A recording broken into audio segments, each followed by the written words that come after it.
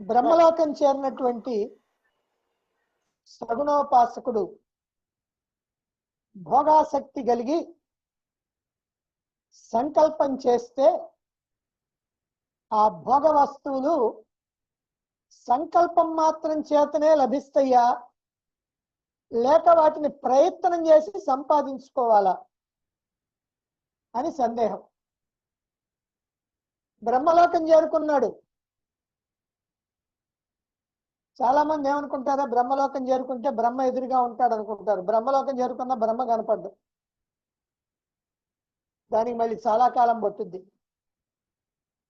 లోకానికి మాత్రమే చేరుకున్నారు. అక్కడ సుఖాలు భోగాలు అనుభవించాలనుకున్నారు. సంకల్పం చేస్తే చాలు సుఖభోగాలు వాళ్ళకి వచ్చేస్తాయి. ఎందుకంటే పితరులైనటువంటి వాళ్ళు వచ్చి వాళ్ళ చేత ఆ భోగాలు అనుభవింపజేస్తారు. అయితే ఈ భోగాలన్నీ కూడా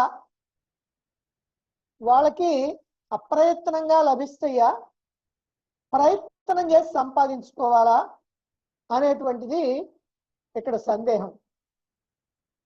అంటే కోరుకోగానే ఒళ్ళో వచ్చి పడతాయా లేకపోతే వాటి కోసం కష్టపడి పూజలు పునస్కారాలు యజ్ఞయాగాదులు ఏమైనా చేసి సంపాదించుకోవాలా అంటే దీనికి సమాధానంగా 8వ సూత్రంలో చెప్పారు, సంకల్ప మాత్రం చేతనే పొందుతారు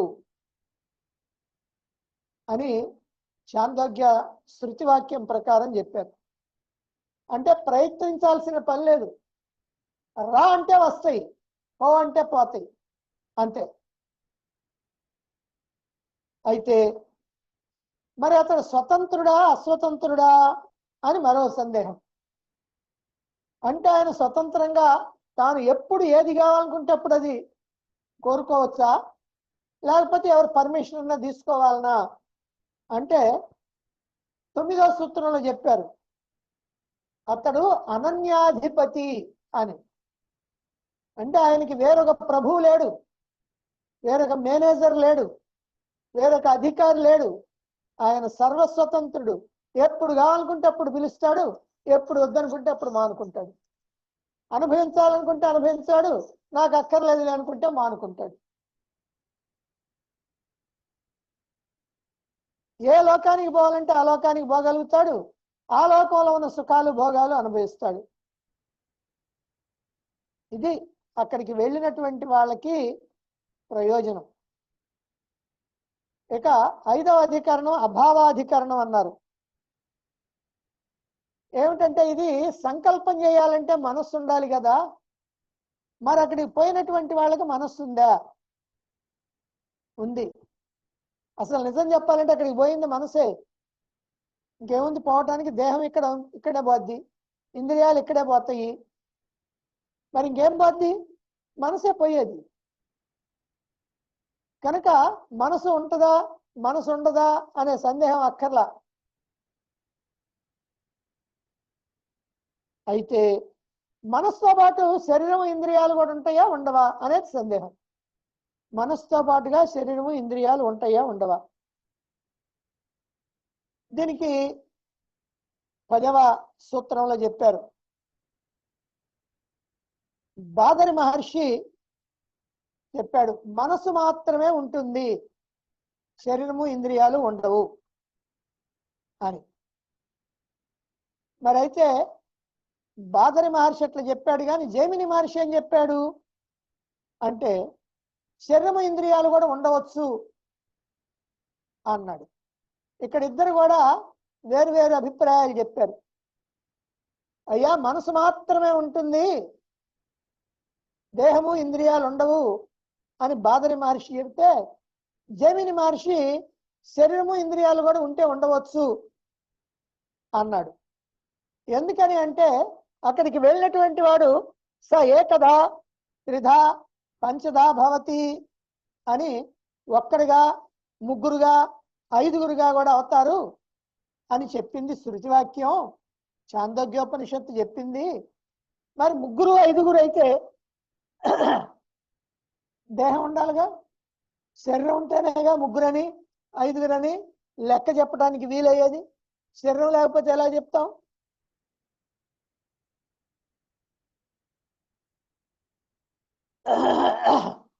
కనుక శరీరం కూడా ఉండవచ్చు అన్నారు. మరి ఇద్దరు వేరువేరుగా చెప్పారు. 10వ సూత్రంలో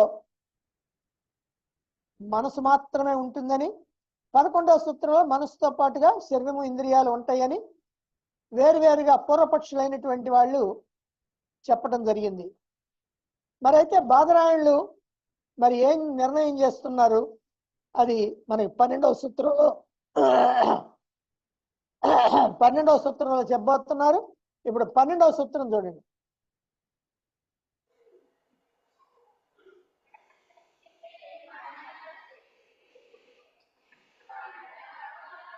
ద్వాదశాహవత్ ఉభయవిధం బాదరాయణః అతః ద్వాదశాహవత్ ఉభయవిధం బాదరాయణః అతః. బాదరాయణులు అంటే బ్రహ్మసూత్రాల యొక్క రచయిత ఆయన ఏమంటున్నాడంటే ఉభయ విధం, ఎట్లాగైనా ఉండొచ్చు. శరీరం లేకుండాను ఉండొచ్చు, శరీరము ఉండొచ్చు. మనసు మాత్రం ఉంటుంది. మనసుకు తోడుగా శరీరము ఇంద్రియాలు ఉంటే ఉండొచ్చు, లేకపోతే లేకపోనవచ్చు అన్నాడు. అంటే వాళ్ళిద్దరు చెప్పిన దాన్ని కాదనకుండా రెండిట్లో ఎలాగైనా ఉండొచ్చు అంటున్నారు. బ్రహ్మలోకం చేరినటువంటి సగుణోపాసకుడికి శరీరం ఇంద్రియాలు ఉండొచ్చు, ఉండకపోవచ్చు అని 2 రకాలైనటువంటి శృతులు కూడా చెప్పారు. కాబట్టి ఎలాగైనా ఉండొచ్చు అన్నారు. ఇంకో విషయం ఏమిటంటే ద్వాదశాహవత్తు అన్నారు సూత్రంలోనే. అంటే ద్వాదశాహ క్రతు, అదొక క్రతు, అదొక యజ్ఞం. ద్వాదశాహం అనేటువంటి ఒక యజ్ఞం. దాంట్లో చెప్పినటువంటి వికల్పాల రీతిలో ఈ సగుణోపాసకుడికి శరీరం ఉన్నదని చెప్పొచ్చు, లేదని చెప్పొచ్చు, 2 అంగీకారమే అన్నాడు బాదరాయణుడు. ఎందుకంటే 2 రకాలుగా శృతుల్లో ఉన్నదన్నారు. వాళ్ళేమో లేదంటానికి వీలుగా శృతి చెప్పాడు ఆయన, ఉన్నదంటానికి వీలుగా ఈయన చెప్పాడు.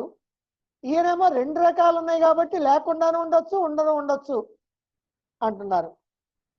ఎందుకని ఆయన కూడా చెబుతున్నాడు. మనసా ఏతాన్ కామాన్ పశ్యన్ రమతే అని అన్నారు. కాబట్టి మనస అనేటువంటి విశేషణం వల్ల మనసు చేతనే, మనస్సు వల్ల మాత్రమే ఈ భోగాలు అందుకుంటారు అని చెప్పినందువల్ల మనసు మాత్రమే ఉంది అని ఒప్పుకోవచ్చు. అలాగే ఇంకో శృతిలో స ఏకదా భవతి, త్రిదా భవతి, పంచదా భవతి అని అన్నారు. కాబట్టి అక్కడ కూడా ఒక్కరుగా, ముగ్గురుగా, 5గురుగా ఉండొచ్చు అన్నారు. కాబట్టి అప్పుడు శరీరం ఉందని కూడా అంగీకరించాలి. ఆ శృతి వాక్యాలు ఉన్నాయి, ఈ శృతి వాక్యాలు ఉన్నాయి. కనుక ఉండదని చెప్పడానికి వీలు లేదు, ఖచ్చితంగా ఉంటుందంటానికి వీలు లేదు. ఉండవచ్చు, ఉండకపోనవచ్చు. ఎందుకనంటే ద్వాదశాహంలో ఇలా చెప్పబడింది అన్నారు. అసలు ద్వాదశాహం అంటే ఏమిటి? ద్వాదశాహం అంటే ఇదొక యజ్ఞం, ఇదొక క్రతువు. మనకి యజ్ఞాలు ఉన్నాయి కదా, రాజసూయం, అశ్వమేధం. అలాగనే ద్వాదశాహం అనేది కూడా ఒక యజ్ఞం. ఆ యజ్ఞంలో 17 మంది కంటే ఎక్కువగా, 24 మందికి మించకుండా ఋత్విక్కులు ఉంటారు. సాధారణంగా 14 మంది ఉండాలి. కానీ ఇక్కడ 17 నుంచి 24 మంది వరకు ఋత్విక్కులు ఉంటారు ఈ ద్వాదశాహంలో. అట్లా ఇక్కడ వికల్పం చెప్పబడింది, అంటే వేరువేరుగా చెప్పబడింది. కనుక బ్రహ్మలోకాన్ని చేరుకున్నటువంటి వాళ్ళు స్వతంత్రులు కాబట్టి, వాళ్ళ సంకల్పానికి తిరుగులేదు కాబట్టి, శరీరం కావాలనుకుంటే వస్తుంది, వద్దనుకుంటే లేకుండా పోతుంది అంతే. కనుక శరీరం కావాలి అనుకుంటే వస్తుంది, వద్దులే అనుకుంటే శరీరం రాకుండా మనసు మాత్రమే ఉంటుంది. అందుకని మనసుతోటే భోగాలు అనుభవిస్తారు అని కూడా చెప్పారు. కాబట్టి శరీరం లేకుండా, ఇంద్రియాలు లేకుండా కేవలం మనసుతోటే అనుభవిస్తారు. ఎట్లా అనుభవిస్తారండి? మనం స్వప్నంలో అనుభవించలా. స్వప్నంలో మనకి మనస్సు ఉంది, శరీరం ఉందా? ఇంద్రియాలు ఉన్నాయా? అవి లేవు, కేవలం మనస్సు మాత్రమే ఉంది. మనస్సే శరీరం అవుతుంది, మనస్సే ఇంద్రియాలు అవుతున్నాయి, మనస్సే వ్యక్తులు అవుతున్నారు, మనస్సే ప్రకృతి అవుతుంది, మనస్సే సంఘటనలు అవుతున్నాయి, అన్ని మనస్సే అనుభవిస్తున్నారు. అక్కడ కూడా సంతోషం కలిగితే నవ్వారు, దుఃఖం కలిగితే ఏడ్చారు. అంటే అనుభవం కలిగింది, అప్పుడు సంతోషమైన దుఃఖమైన అనుభవాలు కలిగినాయి. కాబట్టి ఈ మనసుతోనే అనుభవించడానికి అవకాశం ఉంది. ఇప్పుడు ఈ ద్వాదశాహం అనేటువంటి యజ్ఞాన్ని ఎవరు చేస్తారంటే సంతానం కోరుకునేటువంటి వాళ్ళు చేస్తారు. సంతానం లేకపోతే, సంతానం కావాలనుకున్నటువంటి వాళ్ళకి ఈ ద్వాదశాహం అనేటువంటి యజ్ఞం ఉంది. ఇది అనేక మంది కర్తలతో చేయబడేటువంటిది. దీన్నే ద్వాదశాహ సత్రం అని కూడా అంటారు. ఎందుకనంటే దేవతలందరూ కూడా సత్రయాగం చేసేవాళ్ళు, అది కూడా 12 సంవత్సరాలు చేసేవాళ్ళు. ద్వాదశ వర్ష సత్రయాగం అంటారు దాన్ని. అట్లానే ఇక్కడ కూడా ద్వాదశాహం అని అంటే ఇది కూడా సత్రం, సత్రయాగమే. అలాగనే ఇంతమంది కాకుండా ఒక్కళ్ళ చేతనే ఈ ద్వాదశాహం కూడా చేస్తారు. దాన్ని ద్వాదశాహ అహీనం అంటారు, అంటే ఒక్కరే ఉంటారు. ఇలా సంకల్పాన్ని బట్టి ఎలాగైనా చేయొచ్చు. కనుక సగుణోపాసకుడు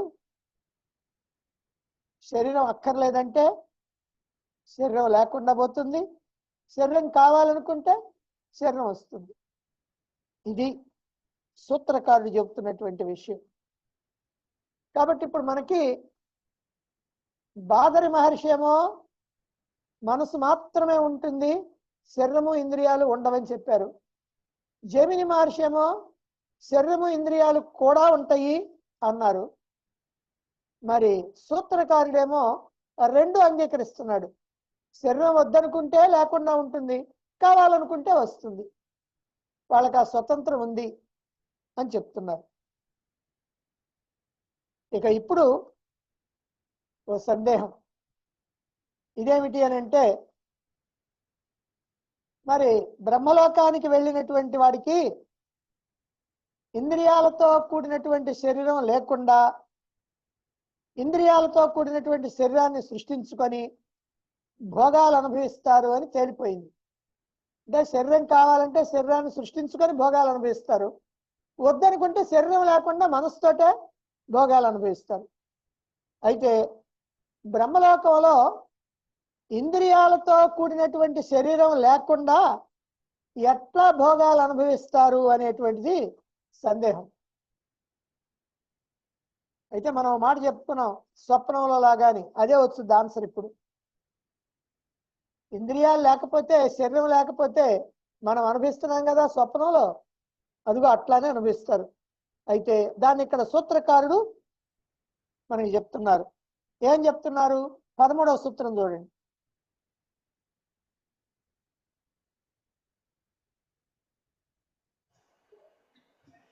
తన్వభావే సంధ్యవత్ ఉపపత్తేః తన్వభావే సంధ్యవత్ ఉపపత్తేః రైట్. తత్ అభావే అంటే బ్రహ్మలోకంలో అభావం ఏంటి లేకుండా, ఇంద్రియాలతో కూడినటువంటి శరీరం లేకపోయినా, అంటే శరీరము ఇంద్రియాలు లేకపోయినా స్వప్నంలో లాగా మానసికంగా భోగాలు అనుభవించవచ్చు. స్వప్నంలో మనం సంతోషపడుతున్నాం, అప్పుడప్పుడు దుఃఖపడతా ఉన్నాం, అప్పుడప్పుడు భయం కలుగుతుంది, అన్నీ ఉన్నాయి, మనకి అన్ని అనుభవాలు ఉన్నాయి. అలాగనే మనం స్వప్నంలో ఎట్లా అయితే శరీరము ఇంద్రియాలు లేకుండా మనసుతోనే అనుభవాలు పొందుతున్నామో అక్కడ వాళ్ళు కూడా అట్నే అనుభవాలు పొందుతున్నారు అంటున్నారు. స్వప్నంలో మనం అనేక సుఖ దుఃఖాలు అనుభవిస్తున్నాం.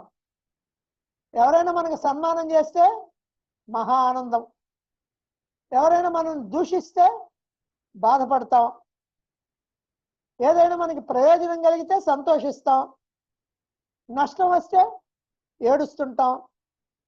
పులి కానీ సింహం కానీ ఏదైనా క్రూర మృగం కనుక మనం వెంటబడితే అయ్యాకర్లా కుక్క ఎంబడబడినా కూడా పరుగులు తీస్తూ ఉంటాం. శరీరం అంతా చెమటలతోటి ముచ్చెమటలు పడతాయి. ఇలా సుఖం దుఃఖం భయం బాధ కోపం తాపం అన్నీ కలుగుతాయి. అయితే స్వప్నంలో మరి శరీరం కానీ ఇంద్రియాలు కానీ ఉన్నాయా? లేవు. శరీరం లేకుండా ఇంద్రియాలు లేకుండా అన్ని అనుభవాలు పొందుతున్నాం. ఎట్లా పొందుతున్నాం? మానసికంగా, అంటే మనసు ద్వారా అనుభవాలు పొందుతున్నాం. అదే సుషుప్తులైతే అక్కడ మనసు కూడా లేదు, అందుకని అనుభవాలు కూడా లేవు. అందుకని అందరూ చప్పగా నిద్రపోతారు, హాయిగా ఉంటారు, ఏ గొడవ లేదు. అప్పుడు స్వప్నంలో మనం ఎట్లా అయితే అనుభవాలు పొందుతున్నామో బ్రహ్మలోకాన్ని పొందినటువంటి ఉపాసకులు కూడా మనసు ద్వారానే మానసికంగానే అన్ని అనుభవాలు పొందుతూ ఉంటారు. అవి జాగ్రత్త అవస్థలో మనకు నిజం కాదు. స్వప్నావస్థలో పొందిన అనుభవాలన్నీ జాగ్రత్త అవస్థలో నిజం కాదు, స్వప్నావస్థలో మాత్రం నిజం. అప్పుడు మాత్రం నిజం, కానీ మేలుకుంటే అది నిజం కాదు, అబద్ధం. బ్రహ్మలోకంలో ఉన్న భోగాలు కూడా అంతే. మనసు ద్వారా అనుభవించేటువంటివి స్వప్నంలో మనం అనుభవించేటువంటివి. కనుక బ్రహ్మలోకంలో మేము హాయిగా భోగాలు అనుభవిస్తున్నామండి అని అంటే అవన్నీ ఇప్పుడు నువ్వు స్వప్నంలో అనుభవించినటువంటి అంటే నిజం కాదు, అయిపోయింది. ఇప్పటిదాకా హాయిగా భోగాలు అనుభవించవచ్చు అనుకున్నాం కదా, ఏమి లేదు, అవన్నీ స్వప్నంలో లాంటివే అని తేలిపోయింది. మరి ఇప్పుడు కూడా ప్రతిరోజు స్వప్నంలో ఏవో అనుభవిస్తూ ఉన్నాం. నిద్ర లేచేటప్పటికల్లా అవన్నీ పోతున్నాయి. అసలు కొన్ని గుర్తు కూడా ఉండవు, ఎక్కడో ఒకటి గుర్తుంటే గుర్తుంటుంది కానీ అన్ని మర్చిపోతా ఉంటాం. ఇంత మాత్రం దానికి ఏముంది, బ్రహ్మలోకానికి పోయి అనుభవించాలని, అదే మనం తెలుసుకోవాలి. కాబట్టి బ్రహ్మలోకంలో శరీరము ఇంద్రియాలు లేకుండా మనసు ద్వారా మనం స్వప్నంలో ఎట్లా అయితే అనుభవిస్తామో అలాగనే అక్కడ కూడా అనుభవిస్తారు అని. మరి శరీరాన్ని సృష్టించుకుంటేనా అప్పుడు ఎలా అనుభవిస్తారు? ఆ విషయాన్ని మనకి 14వ సూత్రంలో చెప్తున్నారు. 14వ సూత్రం చూడండి. శరీరాన్ని ఇంద్రియాలు సృష్టించుకున్నారు అనుకోండి, అప్పుడు అంటే బ్రహ్మలోకంలో ఉన్నటువంటి సగుణోపాసకుడు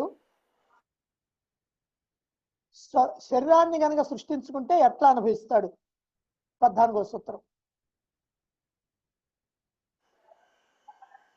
భావే భావే జాగ్రత్వత్ జాగ్రత్వత్ భావే భావే జాగ్రద్వత్. జాగ్రద్వత్. అది జాగ్రత్తలో లాగా మనం జాగ్రత్తలో ఎట్లా అనుభవిస్తున్నామో అట్లా అనుభవిస్తాం. మనం ఇప్పుడు జాగ్రత్తలో అనుభవిస్తున్నాం కదా సుఖాలు భోగాలు అన్నీ, అలాగే అనుభవిస్తారు వాళ్ళు కూడా. కాబట్టి సంకల్ప మాత్రం చేత శరీరాన్ని సృష్టించుకోగలిగినటువంటి వాళ్ళు శరీరాన్ని సృష్టించుకొని ఆ శరీరం ద్వారానే మనం ఎట్లయితే జాగ్రత్త అవస్థలో భోగాలు అనుభవిస్తున్నామో వాళ్ళు కూడా అలాగనే అనుభవిస్తారు. అయితే జాగ్రత్త అవస్థలో మనం అనుభవించినటువంటి భోగాలన్నీ జ్ఞానావస్థలో వట్టిదైపోతున్నాయి. వాళ్ళు కూడా జ్ఞానాన్ని అందుకుంటే వాళ్ళకి లేవు. వాళ్ళు అజ్ఞానంలో ఉన్నంత కాలమే. మనం అజ్ఞానంలో ఉన్నంత కాలం ఎట్లా అనుభవిస్తున్నామో వాళ్ళు అజ్ఞానంలో ఉన్నంత కాలం అనుభవిస్తారు. వాళ్ళు అక్కడికి పోయి జ్ఞానాన్ని కనుక పొందితే ఈ అనుభవాలన్నీ వట్టిదైపోతాయి. కనుక బాదరాయణుల యొక్క సిద్ధాంతం శృతులు స్మృతులు రెంటికి కూడా అనుకూలమైనటువంటి. సగుణోపాసకుడు తన సంకల్ప మాత్రం చేత కావాలనుకుంటే శరీరాన్ని సృష్టించుకుంటాడు, అక్కర్లేదనుకుంటే శరీరం లేకుండానే మనసుతో భోగాలు అనుభవిస్తాడు అని చెప్పారు. దీంతో ఈ ప్రకరణం పూర్తయిపోయింది. ఇంకో ప్రకరణం ఏమిటంటే ప్రదీపాధికరణం అన్నారు. ప్రదీపాధికరణం ఇక్కడ భావం జైమిని వికల్ప మననాత్ అనేటువంటి సూత్రం 11వ సూత్రం చెప్పుకున్నాం. అంటే బ్రహ్మలోకానికి పోయినటువంటి వాడికి మనసుతో పాటు శరీరం కూడా ఉండవచ్చు అని అక్కడ జైమిని మహర్షి చెప్పాడు కదా. శరీరం కూడా కావాలనుకుంటే శరీరాన్ని కూడా తెచ్చుకుంటాడు. అందుకే స ఏకదా భవతి, త్రిదా భవతి, పంచదా భవతి, సప్తదా భవతి. వాడు ఒక్కడిగా ఉండాలంటే ఒక్కడిగా ఉంటాడు, ముగ్గురు కావాలంటే ముగ్గురు అవుతాడు, ఐదుగురు కావాలంటే ఐదుగురు అవుతాడు, ఏడుగురు కావాలంటే ఏడుగురు అవుతాడు, 9 మంది కావాలంటే 9 మంది.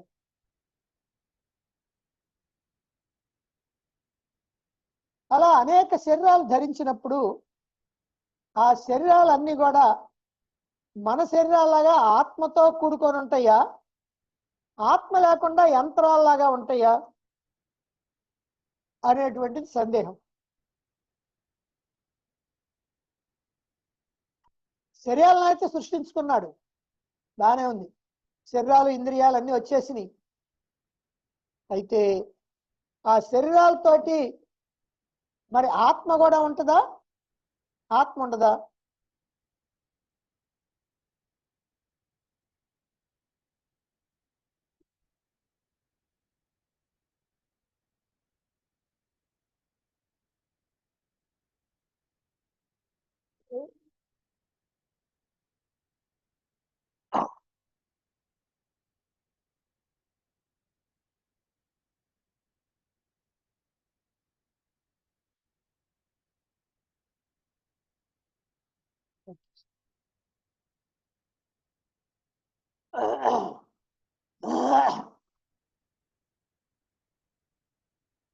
ఈయన అసలు ఆత్మజ్ఞానం లేనివాడు, మరి ఆత్మను కూడా సృష్టిస్తాడా?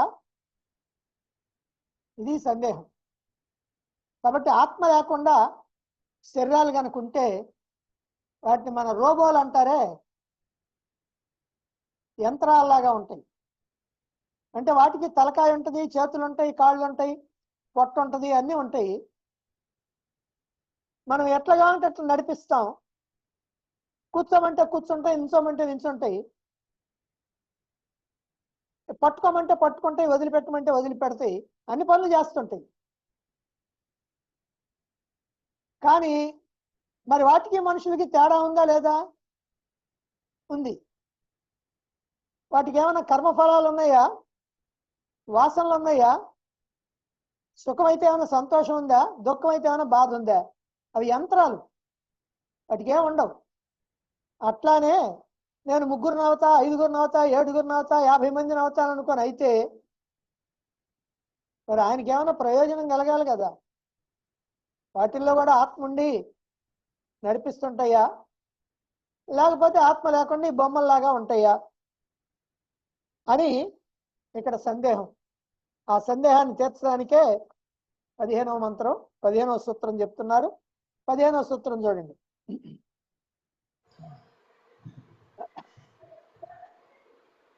ప్రదీపవత్తావేశః ప్రదీపవత్ ఆవేశః తథా హి దర్శయతి. దర్శయతి.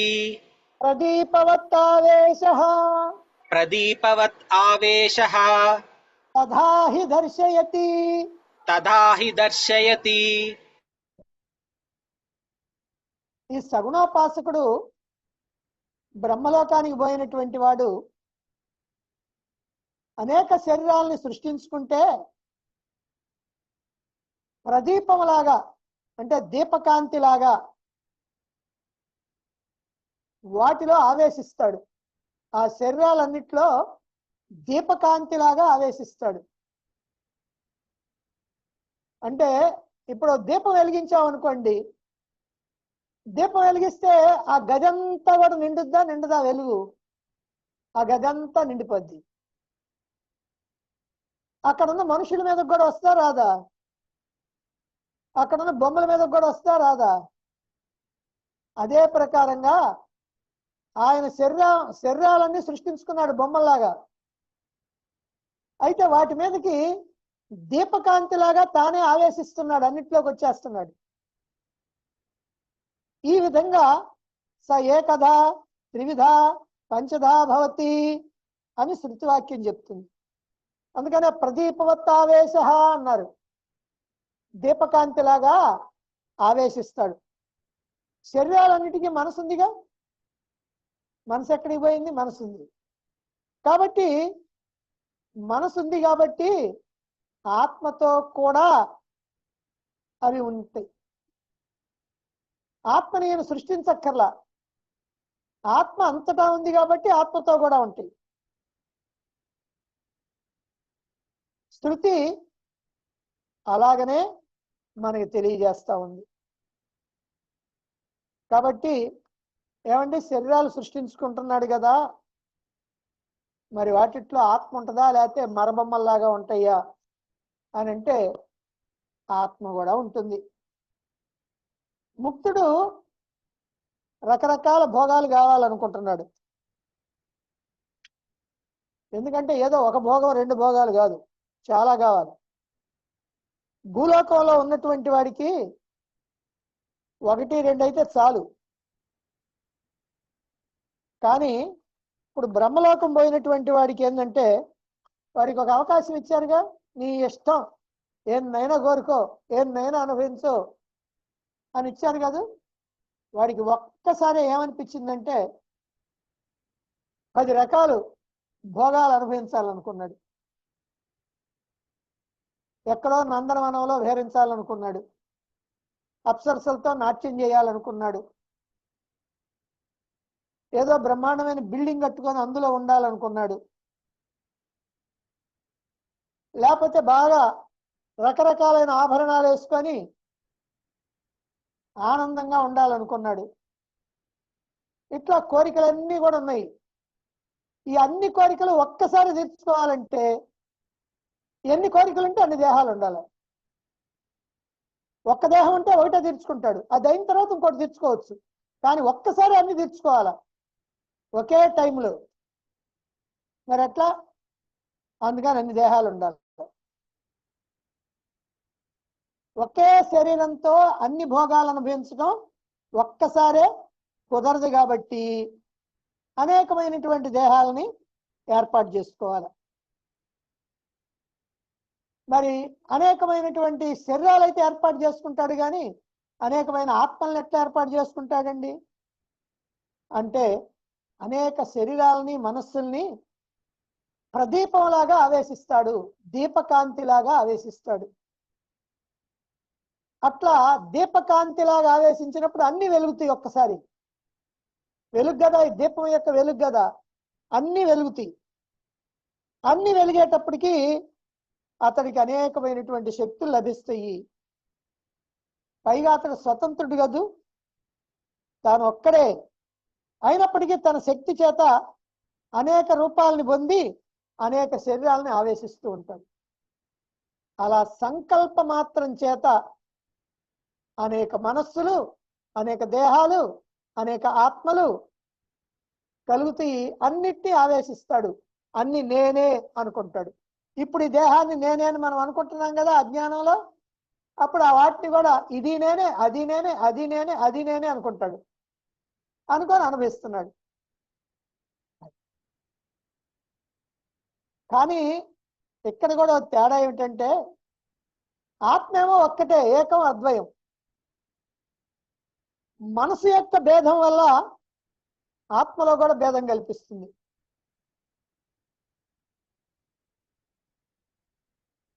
ఇప్పుడు ఏమంటున్నామంటే ఈ మనసుని నేనంటున్నాం. ఎదురుగా మీరున్నారనుకోండి, ఆ మనసు నువ్వు అంటాం, లేదా ఆ దేహం నువ్వు అంటాం, ఆ దేహం వాడు అంటాం, ఆ దేహం ఆమె అంటాం, ఆ దేహం అది అంటాం, ఆ దేహం దాంది అంటాం.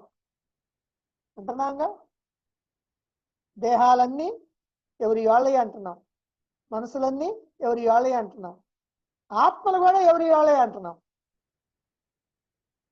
దాని ఆత్మ దాంది, దీని ఆత్మ దీంది. ఎందుకంటే మనం అజ్ఞానంలో ఉన్నాంగా.